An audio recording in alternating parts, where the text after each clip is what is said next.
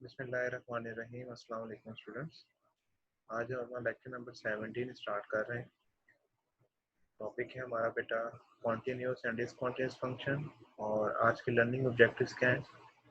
Define continuity of a function at a point and in an interval. हम check करेंगे function की continuity at a single point और एक interval के अंदर। And also we will test continuity and discontinuity of a function at a point and in an interval। और हम check करेंगे क्योंकि टेस्ट करेंगे कॉन्टिन्यूटी और डिसकॉन्टिन्यूटी ऑफ फंक्शन एक पॉइंट के ऊपर या एक इंटरवल के ऊपर। तो ये बेटा आज के हमारे लर्निंग ऑब्जेक्टिव्स हैं। और आज का जो क्वेश्चन है आपसे वो ये है कि when function is said to be continuous, कि फंक्शन को आप कॉन्टिन्यूस कब कहते हैं, तो क्या कंडीशन होती है जो फुलफिल हो तो आप फंक्शन को कॉन्टिन्यूस कहेंगे। तो रिकॉल करें, प्रीवियस लेक्चर में हमने अपने कॉन्टिन्यूस फंक्शन की डेफिनेशन की थी और उससे कुछ क्वेश्चन किए थे। तो उसमें हमने सारी चीजें डिस्कस की थी कि फंक्शन कब कॉन्टिन्यूस होता है।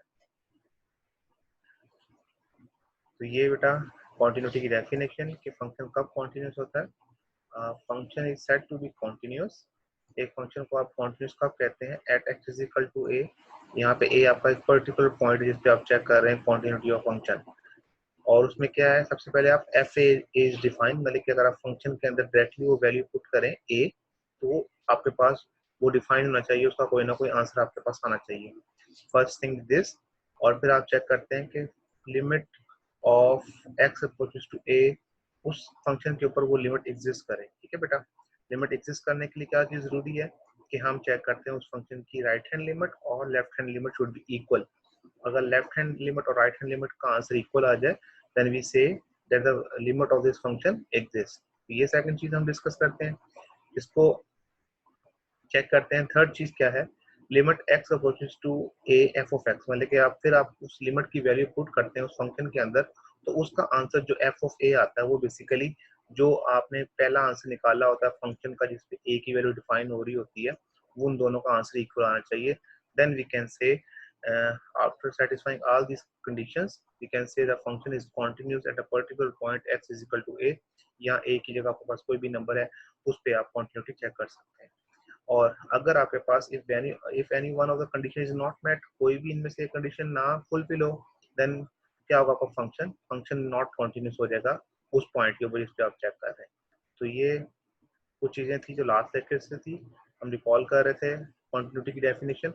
अब हम मूव करते हैं आगे। ये ग्राफिकल एक्सप्लेनेशन है कि कैसे आप चेक करते हैं ग्राफ के थ्रू के कोई फंक्शन कॉन्टिन्यूस है कि नहीं। अब आपके सामने हमने लास्ट भी डिस्कस किया था कि अगर आपके पास एक कर्व है या आपके पास एक लाइन है, उसमें कोई आपके पास गैप नहीं है, कोई होल नहीं है, उस तरह के फंक्शन को आप कहते हैं कि ये जो ग्राफ है ये कॉन्टिन्यूस फंक्शन का ग्राफ है। तो इस फिगर स्लाइड में देख सकते हैं आप, ये पहला जो आपके पास है दिस वन, आप देख रहे हैं कि इसमें ये जो ग्राफ है इसमें कहीं भी कोई गैप नहीं है और कोई जंप नहीं है। तो इस तरह का ग्राफ ये एक्सटेंड हो रहा है इस साइड भी, इस साइड भी। तो ये कॉन्टिन्यूस जो है फंक्शन है और ये हमें पता है कि ये एक कॉन्टिन्यूस फंक्शन का ग्राफ है। अब ये सेकंड देखें आप, इसमें देखें ये ग्राफ यहाँ से यहाँ और यहाँ पे पॉइंट पे आके ये ब्रेक हो गया और फिर नीचे से स्टार्ट हुआ। तो यहाँ पे पर्टिकुलर पॉइंट पे इसकी वैल्यू हमें जो है मिल रही है, लेकिन ये गैप आ रहा है आपके पास। तो basically this at this particular point is function is not continuous, so as a whole this is not a continuous function।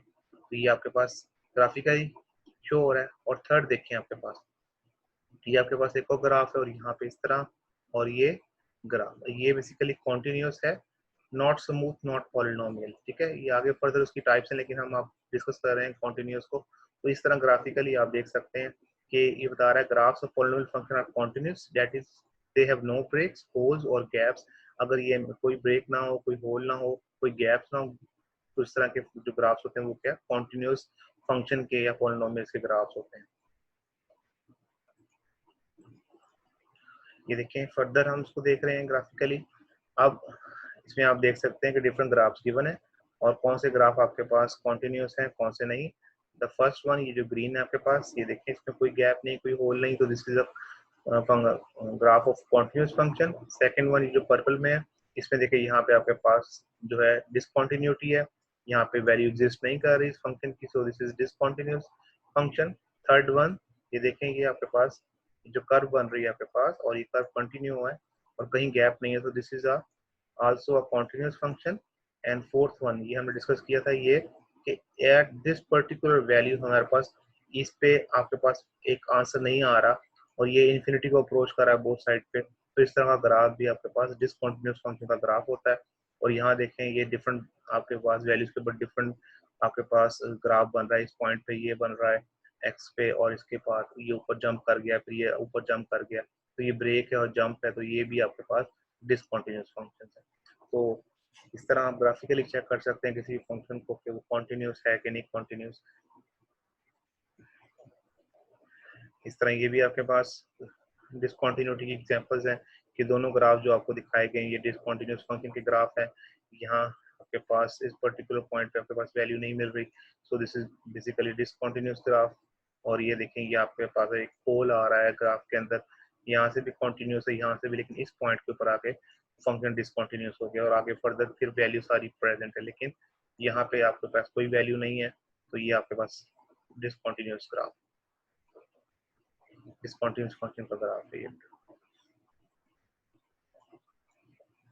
और कहता है कॉन्टिन्यूस फंक्शन क्या है, graph of the function is smooth और कॉन्टिन्यूस कर्व। ठीक है, अगर आप ग्राफिकली देखें तो वो कॉन्टिन्यूस से कर्व होगी आपके पास, उसमें कोई गैप नहीं होगा।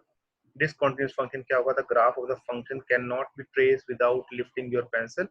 ठीक है, step wise and absolute values, इस तरह के जो ग्राफ होते हैं आपके पास स्टेप वाइज फंक्शन के या एब्सोल्यूट वैल्यू के फंक्शंस के, तो उस पर ग्राफ आपके क्या होते हैं, वो डिसकंटिन्यूस।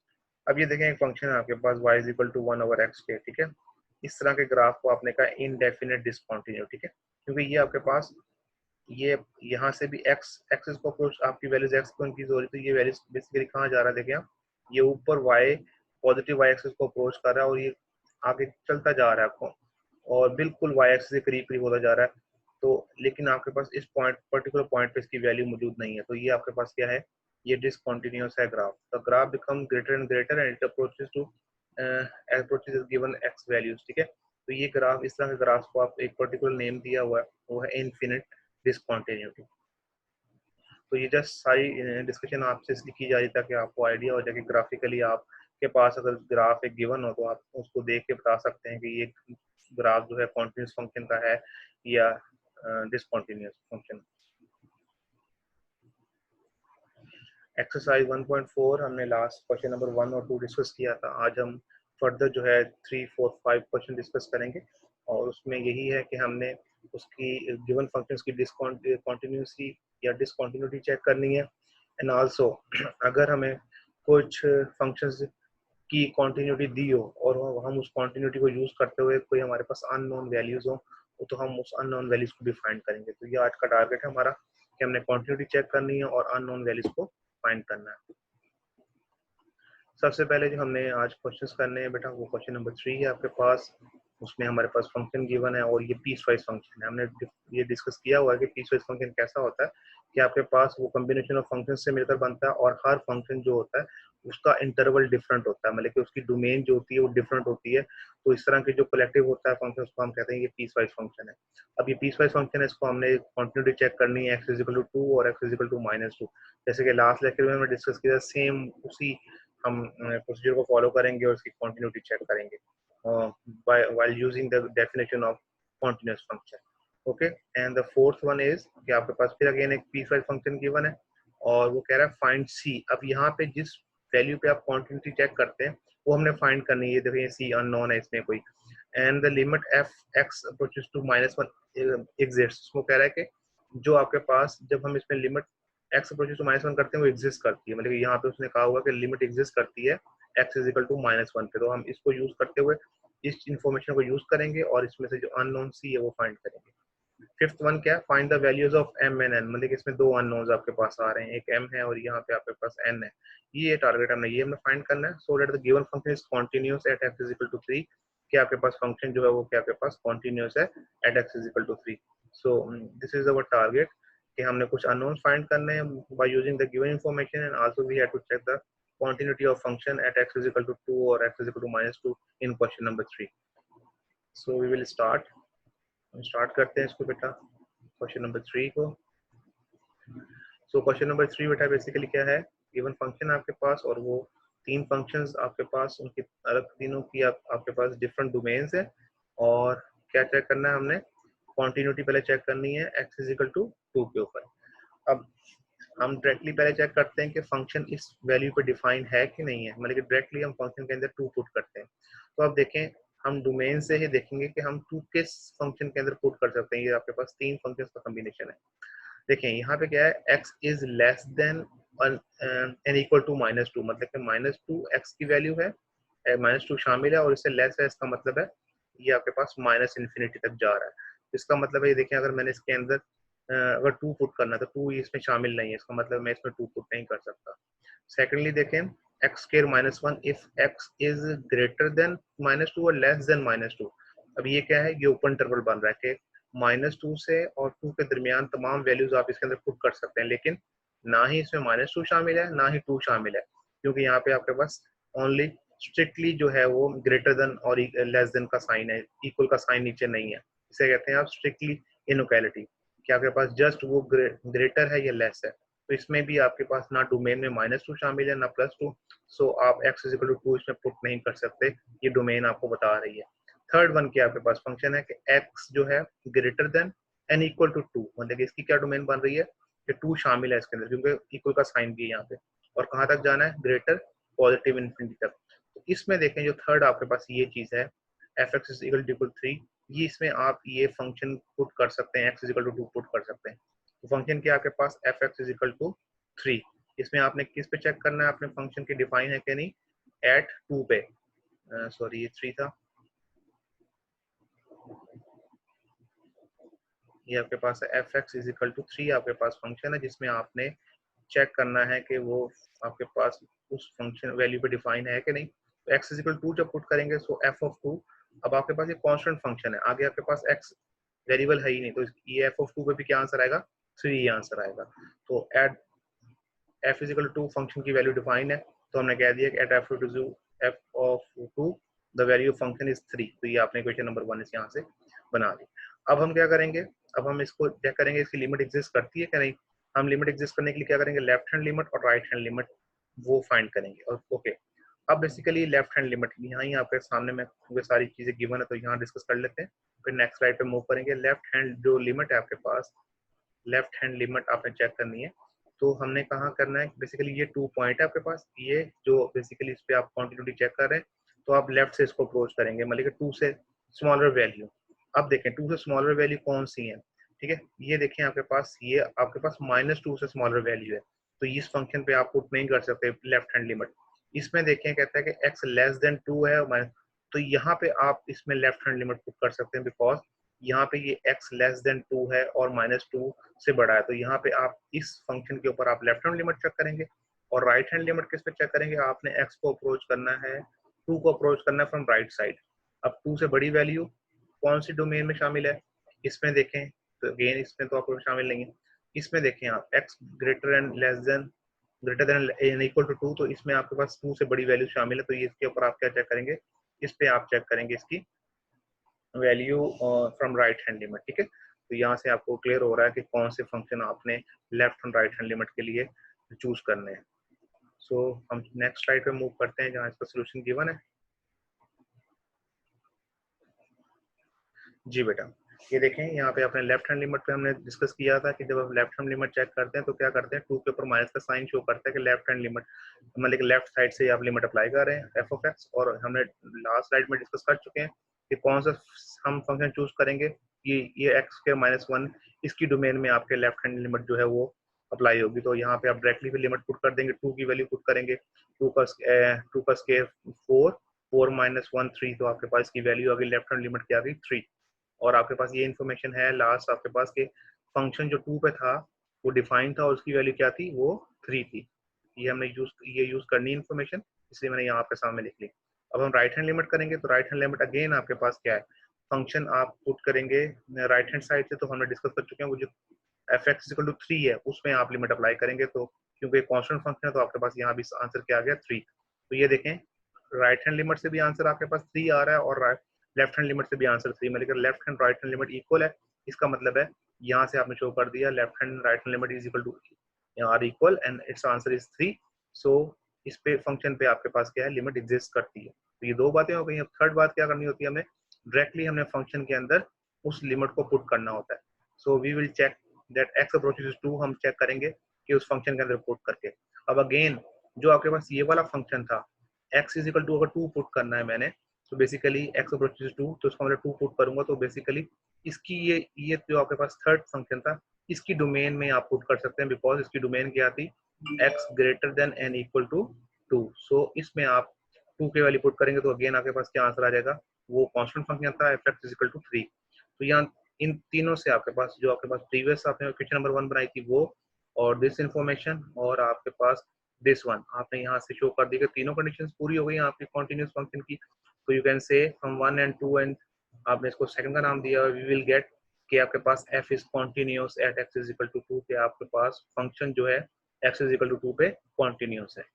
सेम जैसे हमने लास्ट क्वेश्चन किए थे बेटा, उसी हमने लाइन पे ये क्वेश्चन किया, कोई एज सच नई हमने बात नहीं की। अब सेकंड पॉइंट जो था इसका, क्योंकि इसके दो पार्ट्स हैं, सेकंड जो हमें चेक करना है वो x इज इक्वल टू -2 पे चेक करना है कि फंक्शन कॉन्टिन्यूस है कि नहीं। सेम प्रोसीजर अब आपके पास होगा, लेकिन अब आपके पास ये -2 जो है वो आपने देखना है कि -2 आप किस जो है उसमें पुट कर सकते हैं, ठीक है। लेकिन -2 x इज इक्वल टू -2 के लिए कौन से फंक्शंस आप लेंगे, डोमेन को देख के आपने डिसाइड करना है। जी, हम वापस आए अपनी प्रीवियस स्लाइड पे चेक करने के लिए, ताकि हम समझ सकें कि जब हमने चेक करनी है limit x is equal to -2 पे, तो हम कौन कौन से फंक्शन पे जो है किस फंक्शन पे डायरेक्टली हम ये पुट करेंगे, किस पे लेफ्ट हैंड लिमिट चेक करनी है और किस पे राइट हैंड लिमिट। ओके, अब ये आपके पास है कि पॉइंट कौन सा आपने x इज इक्वल टू -2 पे, पहले आपने फंक्शन देखना है इस वैल्यू पे डिफाइन है। अब कौन सी जो आपके पास फंक्शन इसमें ये आपके पास x is equal to -2 put कर सकते हैं। ये देखें यहाँ पे x जो है ग्रेटर है -2 से, इक्वल नहीं है, तो इस फंक्शन के अंदर आप पुट नहीं कर सकते। ये थर्ड वन तो है ही आपके पास +2 से बड़ा और मतलब कि उसके बराबर, तो इसमें भी आप पुट नहीं कर सकते। x इज इक्वल टू -2, ये देखें x less than equal to -2, तो इसमें आप जब आप डायरेक्टली फंक्शन डिफाइन वाला चेक करना, तो आपने इसमें चेक करना 3x में। तो आप 3 में जब -2 पुट करेंगे तो आपके पास क्या आंसर आ जाएगा, फंक्शन की value at -2 you will get -6। Okay बेटा, तो फंक्शन जो है एफ ऑफ सी जो है हम चेक करते हैं कि डिफाइन है कि नहीं, मतलब कि ये चेक करते हैं आप पहले कि फंक्शन डिफाइन है नहीं, लेकिन जब आप -2 पुट करेंगे तो इस फंक्शन के अंदर -2 पुट करेंगे, उसका आंसर -6 आ जाएगा। ओके, नेक्स्ट स्लाइड में उसका सोल्यूशन है जिसमें आपसे यहाँ डिस्कस कर रहा हूँ, ताकि क्योंकि फंक्शन यहाँ पे गिवन है। अब हम चेक करें कि लेफ्ट हैंड लिमिट। अब लेफ्ट हैंड लिमिट क्या है कि -2 को अप्रोच करना है आपने इसके लेफ्ट हैंड साइड से, ठीक है। -2 से छोटी वैल्यूज आपने पुट करनी है लेफ्ट हैंड लिमिट में, आप उसके बाद साइन शो करते हैं इस तरह का। ओके, अब आप देखें -2 से लेस, ये क्या, ये -2 से प्लस है, ये तो कंडीशन नहीं पूरी हो रही। इसमें क्या -2 से लेस है, इसमें भी कंडीशन पूरी नहीं होती। -2 के लिए जो लेफ्ट हैंड लिमिट आपने अप्लाई करनी वो भी आपने 3x के अंदर करनी, क्योंकि ये -2 से छोटी वैल्यूज इस डोमेन के अंदर शामिल है और बाकी दोनों फंक्शन डोमेन के अंदर शामिल नहीं है। क्लियर हो रहा है आपके सामने यहाँ से, ठीक है। तो डोमेन बहुत इंपॉर्टेंट है, आपको डोमेन को रीड करना आना चाहिए, कुछ समझना आना चाहिए कि बेसिकली ये क्या आपसे कहना चाह रहा है और ये कौन सी वैल्यूज के बारे में बता रहा है आपको। आपके पास लेफ्ट हैंड लिमिट भी होगी, जब आप डायरेक्टली -2 पुट करेंगे उसका आंसर -6 आ जाएगा यहाँ से। ओके, अब बात है राइट हैंड लिमिट की। राइट हैंड लिमिट का मतलब -2 को आपने राइट साइड से अप्रोच करना है, लेकिन -2 से बड़ी वैल्यू -1 0 समथिंग ये वैल्यू पुट करनी। अब आप देखें ये फंक्शन है x greater than and equal to 2, ठीक है। लेकिन यहाँ से 2 से शुरू हो रही है वैल्यूज और आगे जा रही है 3 4 5, तो यहाँ तो -2 से है ही नहीं वैल्यू बड़ी, ठीक है बेटा। तो आपने क्या देखें यहाँ पे क्या आपके पास है x ग्रेटर देन -2 और लेस देन 2, इसका मतलब है इस फंक्शन के अंदर आप राइट हैंड लिमिट पुट कर सकते हैं। ओके, तो राइट हैंड लिमिट के लिए आप ये फंक्शन यूज करेंगे और लेफ्ट हैंड के लिए आप क्या यूज करेंगे, आप ये यूज करेंगे, ठीक है। तो और डायरेक्टली फंक्शन के लिए मैंने आपको समझा दी, डायरेक्टली फंक्शन के लिए भी आप ये एड जिस पे आपने चेक करना है कि फंक्शन डिफाइन है उसके लिए ये यूज करें। नेक्स्ट स्लाइड पे मूव करते हैं।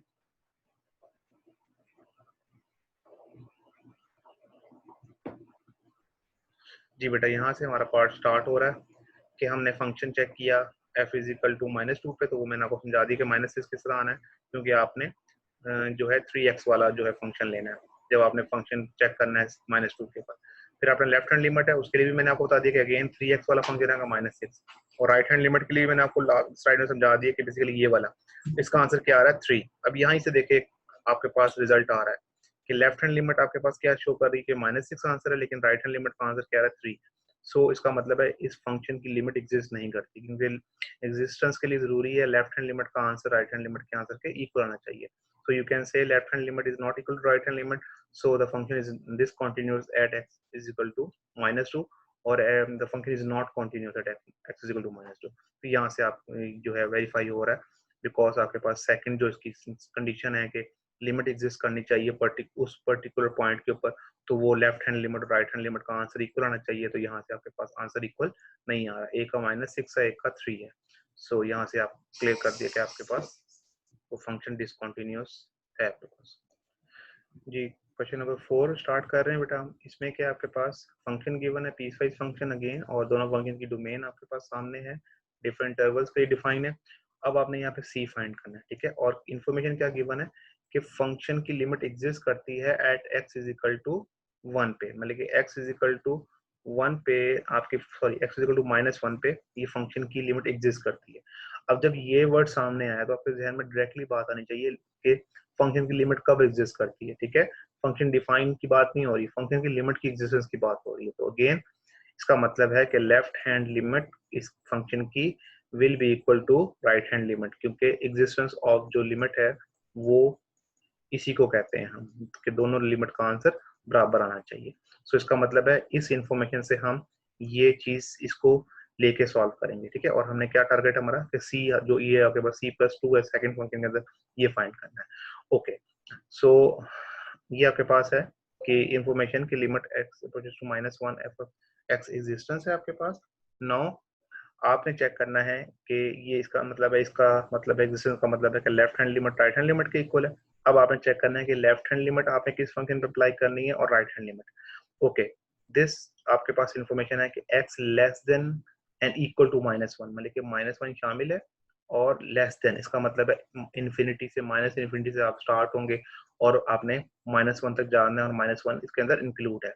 तो इसका मतलब -1 से छोटी वैल्यूज आपके पास, ठीक है, -1 से छोटी वैल्यूज. इसका मतलब है हम लेफ्ट हैंड लिमिट में कहाँ अप्रोच करते हैं, -1 से पीछे से. तो इसका मतलब है जब आप लेफ्ट हैंड लिमिट चूज करेंगे तो आप ये वाला फंक्शन चूज करेंगे लेफ्ट हैंड के लिए, ठीक है. तो आप देख सकते हैं लेफ्ट हैंड लिमिट उसने यहाँ पे आपने उसने ये फंक्शन लिया हुआ है +2.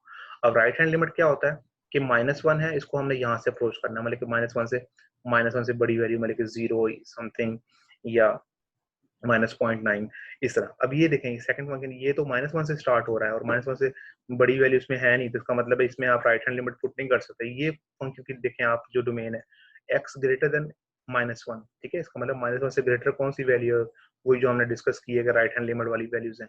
तो इसका मतलब जो राइट हैंड लिमिट है उसके लिए आप फंक्शन क्या यूज करेंगे, C+2. तो देखें राइट हैंड के लिए आपने कौन सा फंक्शन किया, C+2. अब आप इसके अंदर ये इक्वल है, ये इन्फॉर्मेशन गिवन है कि लिमिट एग्जिस्ट करती है, तो आप दोनों की लिमिट अप्लाई करें.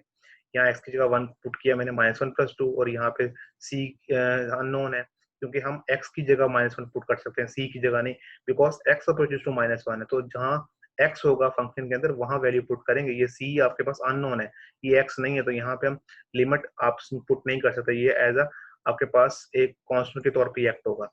सो ये C+2 एज इट इज आ जाएगा जब लिमिट अप्लाई करेंगे, बिकॉज इसके अंदर x नहीं है. सो -1 + 2 आपके पास 1 आ गया, C+2 is equal to this, और 2 वहां जाके माइनस हो गया, तो c इज इक्वल टू -1.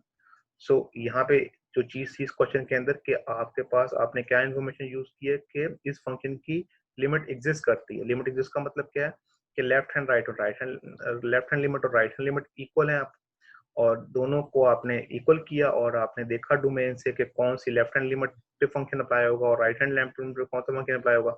इन दोनों को वैल्यूज फंक्शंस को लिखा, उस पर लिमिट अप्लाई की, जहाँ एक्स था वहाँ लिमिट पुट की और उसको सॉल्व किया, यहाँ से आपके पास सी जो अननोन था उसका आंसर आ गया.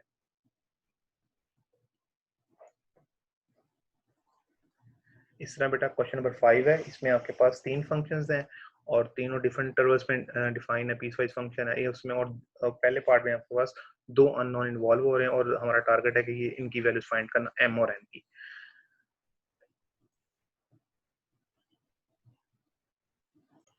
जी बेटा, हमारे पास जो हमारा टारगेट है m और n को फाइंड करना, और वही सेम जो हमने लास्ट डिस्कशन की हुई है वही हमारा सेम लाइन पे काम करेंगे कि यहाँ पे जो गिवन है वो है कि here fx is continuous, मतलब कि ये इंफॉर्मेशन गिवन है, fx is continuous at x is equal to 3. ठीक है। लास्ट क्वेश्चन में क्या गिवन थी कि सिर्फ उनको ना लिमिट की एग्जिस्टेंस गिवन थी कि लिमिट एग्जिस्ट करती है, लेकिन यहाँ पे कॉन्टिन्यूस है। अब जब कॉन्टिन्यूस है इसका मतलब है कि ये कॉन्टिन्यूस में क्या किया जाता है कि इस फंक्शन मतलब एक्स इज इक्वल टू 3 पे इस फंक्शन की वैल्यू मतलब कि एग्जिस्ट करती है और लिमिट एग्जिस्टेंस है और लिमिट की वैल्यू फंक्शन की वैल्यू के इक्वल है। तो तीनों कंडीशंस हमें यहाँ पे तीनों यूज कर सकते हैं by using this information. Okay, so सबसे पहले हमने क्या किया, लिमिट की एग्जिस्टेंस वाली चीज यूज कर ली कि left hand limit will be equal to right hand limit और इज इक्वल टू फंक्शन की वैल्यू जिस पे फंक्शन डिफाइन है, तीनों आपने एक साथ लिख लिए। ओके, अब यहाँ से डिसाइड करना है कि लेफ्ट हैंड लिमिट के लिए कौन सा फंक्शन चूज करना है, राइट हैंड लिमिट के लिए, और फंक्शन के डायरेक्टली जब आपने x is equal to 3 put करना है, फंक्शन जो डिफाइन वाली बात होती है वो कौन सी आपने फंक्शन सेलेक्ट करना है। ओके, सबसे पहले हम देखते हैं function x is equal to 3 किस पे हम पुट कर सकते हैं। ये क्या है, x लेस देन 3, 3 शामिल ही नहीं है, x से छोटी 3 से छोटी वैल्यूज, तो यहाँ पे ये फंक्शन हमारे पास नहीं आ सकता। जब आपने x डायरेक्टली 3 पे चेक करना है, फंक्शन की को चेक करना है कि फंक्शन डिफाइन है कि नहीं, x इज इक्वल टू 3, तो इसका मतलब है ये वो चीज है कि जहाँ पे आप डायरेक्टली 3 पुट करेंगे तो आपके पास क्या f x is equal to n वाला फंक्शन जो है वहाँ पे वो एक्स इज इक्वल टू 3 पे डिफाइन है, तो आपने जहाँ एफ ऑफ 3 फाइंड करना है वहाँ पे क्या आ जाएगा, एन वाले फंक्शन आ जाएगा। ओके, और ये एक्स ग्रेटर देन 3 है तो यहाँ भी आप 3 पुट नहीं कर सकते। अब है लेफ्ट हैंड लिमिट के 3 को आपने अप्रोच करना है लेफ्ट साइड से, इसका मतलब है 3 से छोटी वैल्यूज, यहाँ पे 3 से बड़ी वैल्यूज हैं ग्रेटर देन, ये 3 के इक्वल है, तो ये वाला फंक्शन कौन सा है जो x लेस देन 3 है, तो इसका मतलब है लेफ्ट हैंड लिमिट आप किस पे अप्लाई करेंगे, m ऑफ x, तो आपके पास लेफ्ट हैंड लिमिट आपने फंक्शन पे अप्लाई की तो आपके पास कौन सा फंक्शन यूज हुआ है, m ऑफ x। और राइट हैंड लिमिट देखें, राइट साइड से अप्रोच करना है 3 को, तो 3 से बड़ी वैल्यूज, तो ये थर्ड फंक्शन जो है 2 माइनस 2x+9 ये आप यूज करेंगे as a right hand limit जब आप करेंगे अप्लाई तो उसके लिए।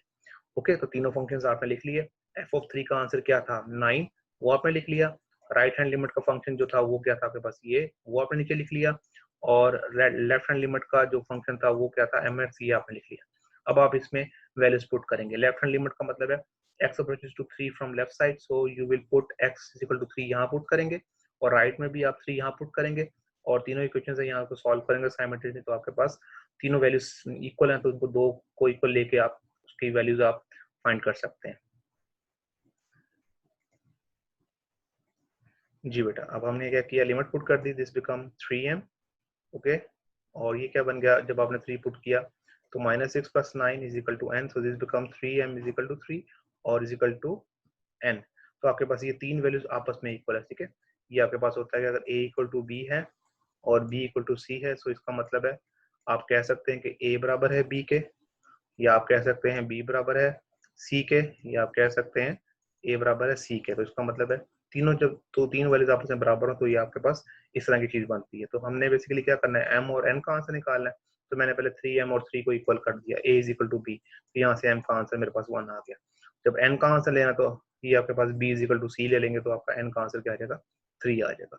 तो जस्ट आपने डायरेक्टली वो जो कॉन्टिन्यूस वाली डेफिनेशन है कि कॉन्टिन्यूस की डेफिनेशन क्या होती है कि लिमिट फंक्शन की लिमिट एग्जिस्ट करती है, mean left hand limit is equal to right hand limit, और फंक्शन भी डिफाइन होता है इज इक्वल टू फंक्शन की value.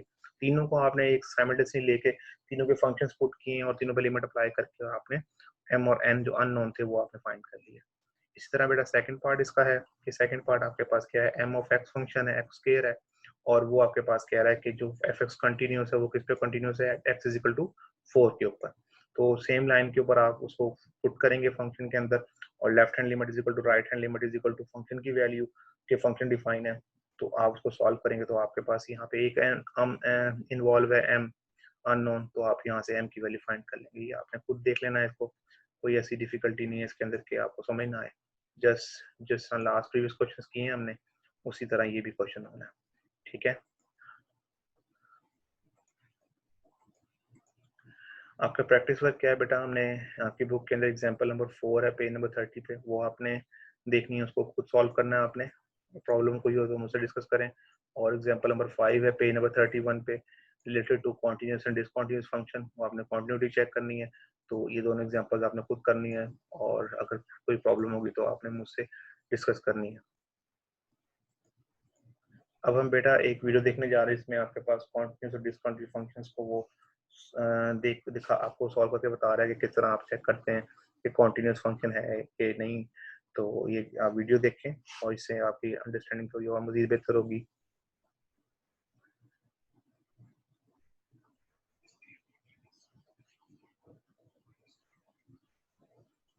And in this video, I'm going to talk about continuous and discontinuous functions. Let's start with continuous functions. We say that a function is continuous if we can sketch its entire graph without ever picking our pencil or a marker up from the paper.